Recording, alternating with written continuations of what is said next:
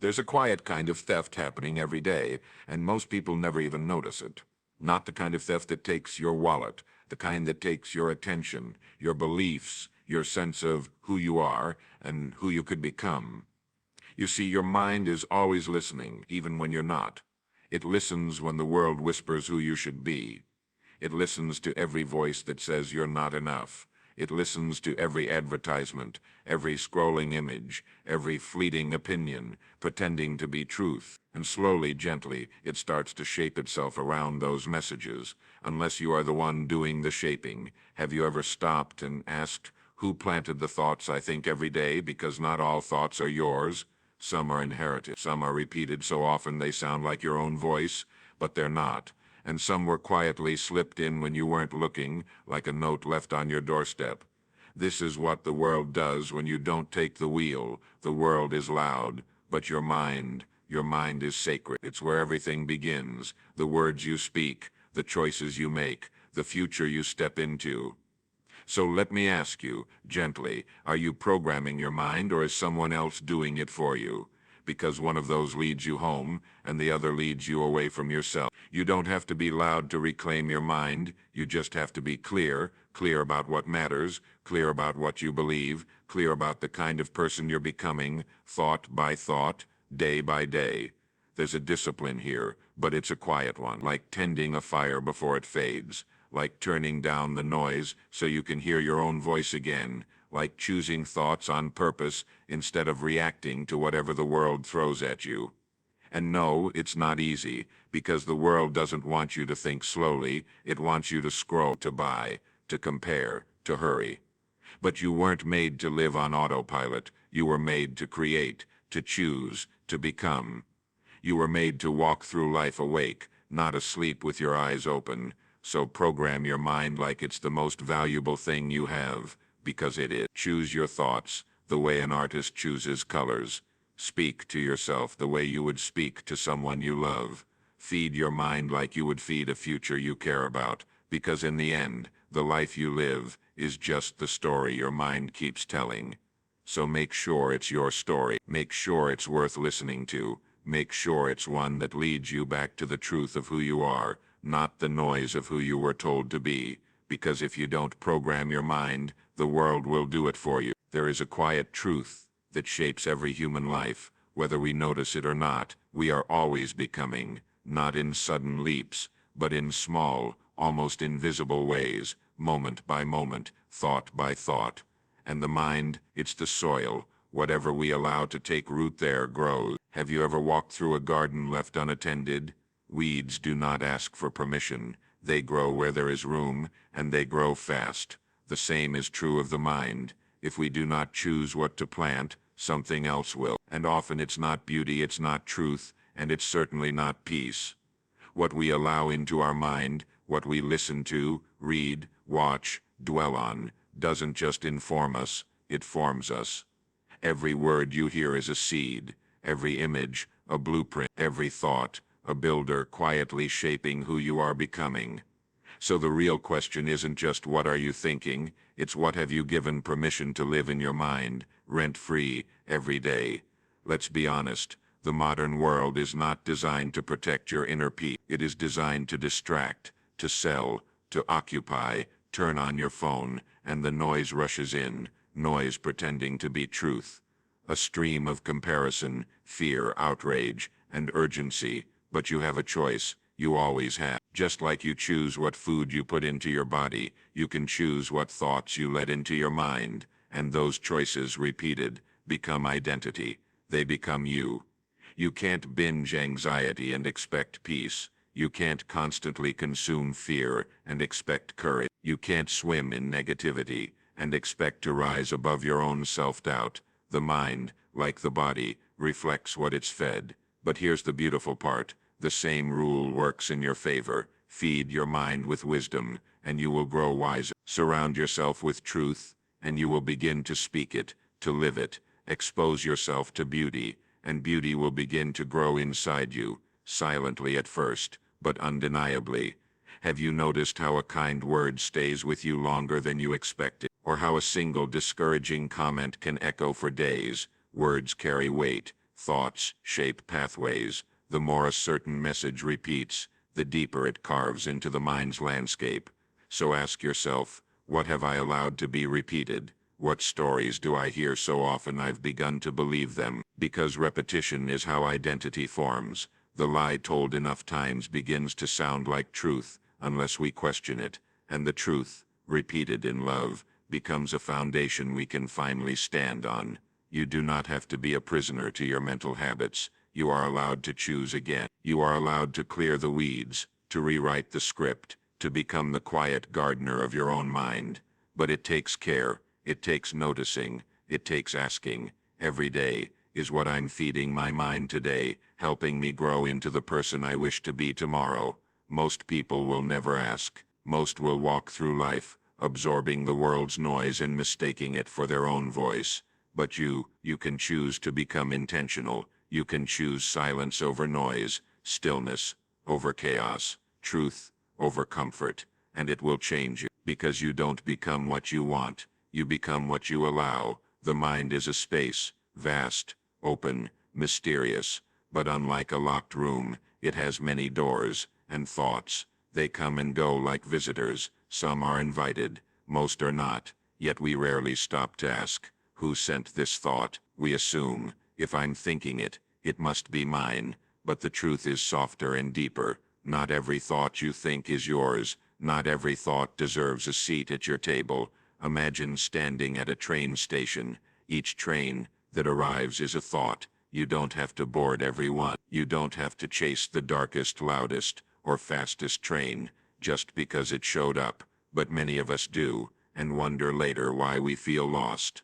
You see, thoughts are shaped long before they reach us, by parents, by teachers, by media, by trauma, by the moods of people we've never met. Some thoughts were handed to you when you were too young to say no. Others slipped in while you were tired, afraid, or lonely. You didn't choose them, but you can choose whether to keep them. Let that settle. You are not your thoughts. You are the observer of them. You are the one who gets to decide what stays and what goes. The one who notices the storm, but doesn't have to be swept away by it. Have you ever caught yourself thinking something harsh, cruel, or self-defeating, and wondered, why am I like this? Here's a quiet truth. You're not. That thought may not be a reflection of your character, only a reflection of what's been echoed around you.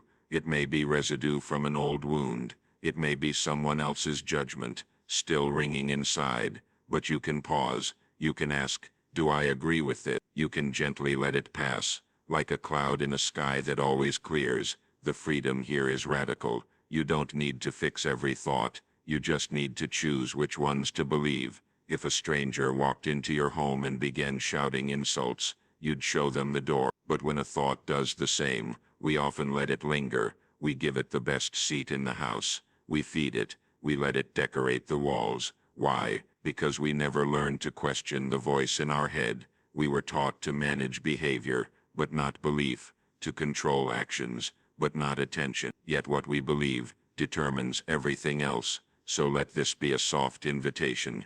Next time a thought enters your mind, stop and ask, is this mine? Is it true? Is it helpful? Would I teach it to someone I love? If not, let it go. Let it drift. Let it dissolve in the space between noticing and believing. And over time, you'll begin to hear a new voice rise, a quieter one, softer, but truer, your own voice, the one beneath all the noise, the one that has always been there waiting, the one that doesn't shout, it remembers, and that voice will begin to speak more often, more clearly. Once you stop giving power to every echo that passes through, you are not broken because you have negative thoughts. You are not weak because you sometimes believe them. You are human, but you are also free, freer than you've been told. You are allowed to doubt your doubt. You are allowed to replace shame with gentleness. You are allowed to choose a thought that brings peace, even if it's unfamiliar, because thoughts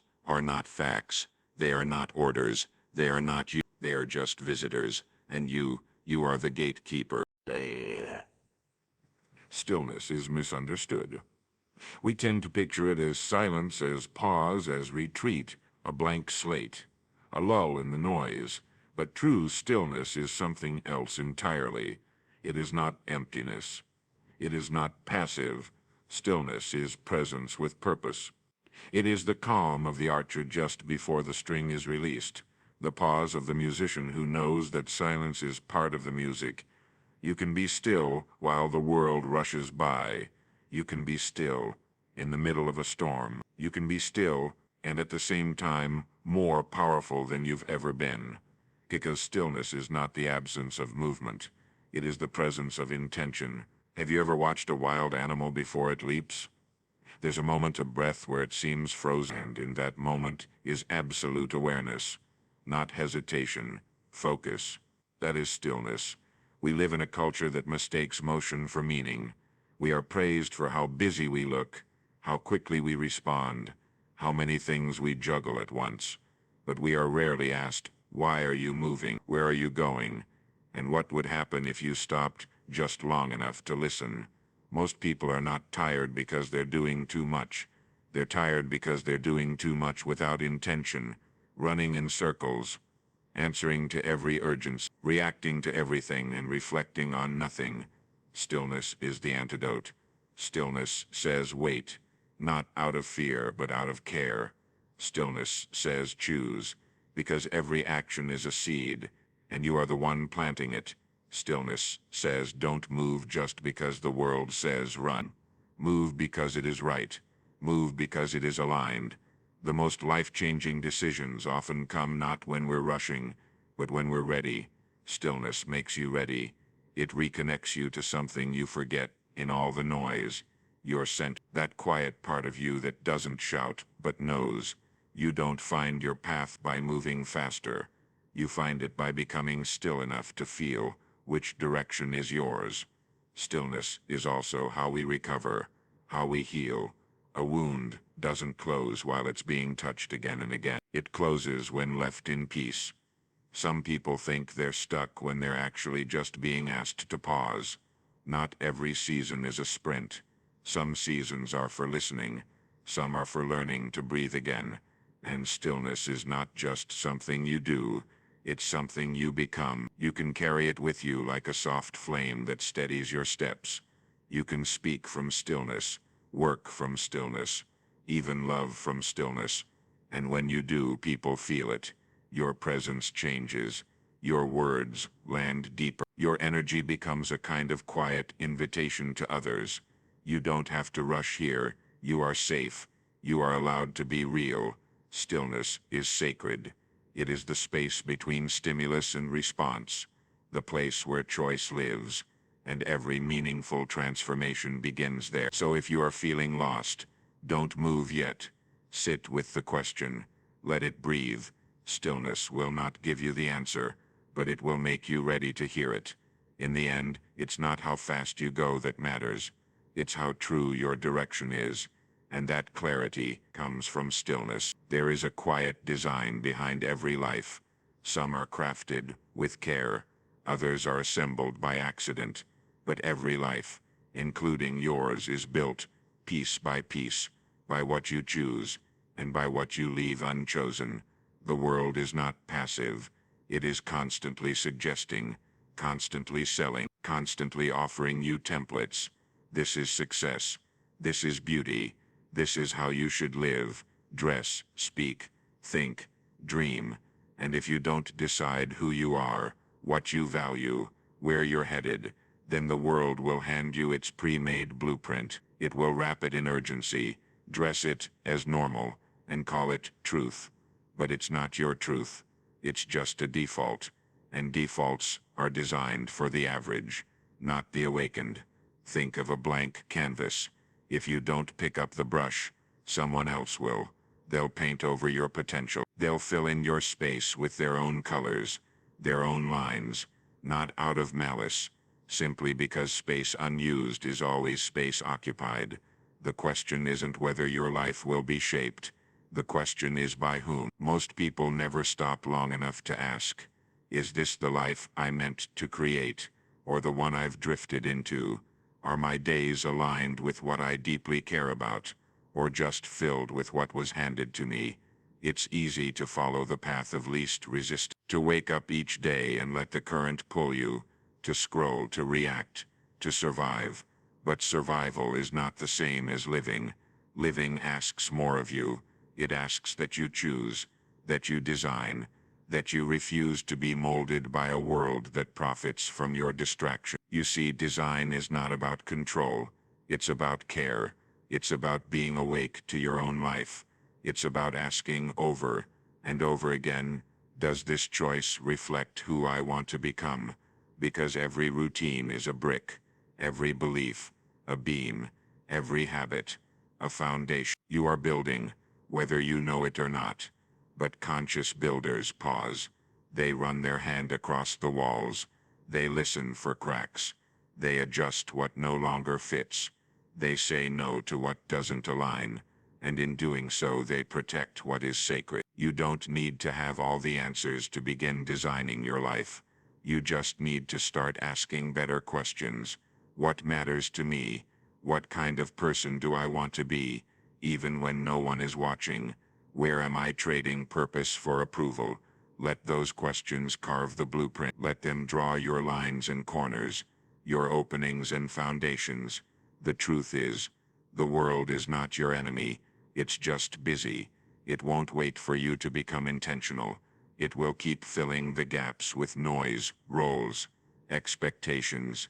But you are allowed to interrupt that pattern. You are allowed to step back and say, this doesn't reflect me anymore. This no longer fits. I will begin again, on purpose. Your life is not a draft. It is not a rehearsal. This is the real thing. And if you don't design it with clarity and love, the world will design it for you with noise and convenience. So choose, even in small ways. Choose the tone of your morning. Choose what you give your energy to. Choose the values you will not compromise. Because every act of design, no matter how small, is a quiet revolution. Every person lives with a voice inside, not the voice you use when speaking to others, but the one that speaks when no one else is around. The quiet narrator, the silent companion, the architect of your self-belief. That voice, your inner dialogue, is not just a background hum. It's not harmless. It's formative. It draws the blueprint of your future, one whispered sentence at a time. You may not notice it. It hides beneath the noise of daily life, but it speaks with authority. And what it says, you begin to believe. And what you believe, you begin to live. So here's a gentle question. What kind of life is your inner voice designing for you? Because whether you're aware of it or not, that voice is writing the rules you follow. It's deciding what you dare to attempt, what you feel you deserve, how you respond to setbacks, to love, to opportunity, to failure. If the voice says, I'm not enough, then your actions will quietly echo that belief. You'll shrink from possibility. You'll settle where you were meant to grow. You'll make safe choices in a life that's asking you to be bold.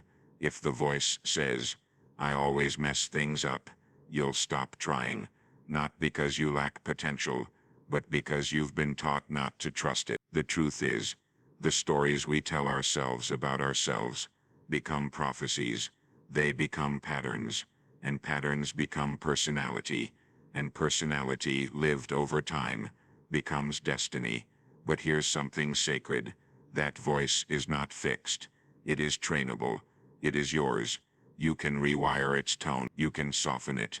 You can turn it from critic to coach, from enemy to ally. Start by listening. Just listen, without judgment. Notice when the voice speaks in absolutes. Always, never, can't. Notice when it borrows the tone of someone who once hurt you. Notice when it shames, when it blames, when it fears. And then don't argue, don't fight. Just offer a kinder sentence in return, like planting a seed, not a debate, a gentle rewrite. If the voice says, I'm not good enough, you say, maybe I am growing. If it says, I'll fail, you say, then I'll learn. It doesn't have to sound perfect. It just has to sound possible. Over time, That small act becomes everything, because the voice you hear most often in life is your own, and the way you speak to yourself becomes the way you see the world, and the world responds, not to who you pretend to be, but to the identity you silently rehearse each day. Speak to yourself with the same love you would give a child learning to walk, with patience, with belief, with a knowing that they'll fall, but also rise. What if that voice in your head became your guide, instead of your jailer? What if, when you stumbled, it said, "You're human, try again"? What if, when you were afraid, it said, "That's okay, take one small step"? What if it sounded less like a drill sergeant, and more like an old friend, who's seen your scars and stayed? You don't need louder affirmations, you need truer ones. Not sugar-coated lies, but gentle truths. Simple reminders that you are capable, that you are allowed to grow, that you can be both a work in progress and worthy of love. That kind of voice builds a different future, one brick at a time, one breath at a time, because the way you speak to yourself today is the life you will walk into tomorrow. You were not born to be shaped like everyone else. You were not made to fit the mold. You were made to make meaning, make movement, make your way. You were not here to be programmed. You are here to create, but the world doesn't always honor that. It often treats you like a machine, something to be optimized, conditioned, instruct, do this, want that, be like them. From an early age, you are taught to consume before you are taught to express, to follow before you even know what it means to lead your own life. And so many do. They fall into the rhythm of someone else's expectations. They memorize the script, they check the boxes, and somewhere along the way, they forget that they had the power to write the script themselves. Let me ask you something softly. Whose voice are you living by? Whose ideas have taken root in your life without your permission? Because if you don't question the program, you will become its product. You'll live inside someone else's design and call it fate. You'll forget that the deepest parts of you were never meant to be copied, only expressed. You are not a copy. You are a creation, with the capacity to create in return. Creation doesn't just mean painting or writing or building. It means living with intention. It means choosing what you stand for, what you speak, what kind of presence you offer the room. To create is to respond to life with originality, to see the raw material of your circumstances and say, "I will shape this into something meaningful," not because it's easy, but because it's yours. You are here to make something out of what you've been given, even the hard parts, even the days you'd rather forget, because sometimes the most powerful art begins with pain, but ends in purpose. When you live as a creator, you stop waiting for permission. You stop asking, "Can I?" And you start asking, "What if I did?" That shift from passivity to participation changes everything. Suddenly you're no longer just reacting. You're designing. You're imagining a world that didn't exist before you chose to shape it.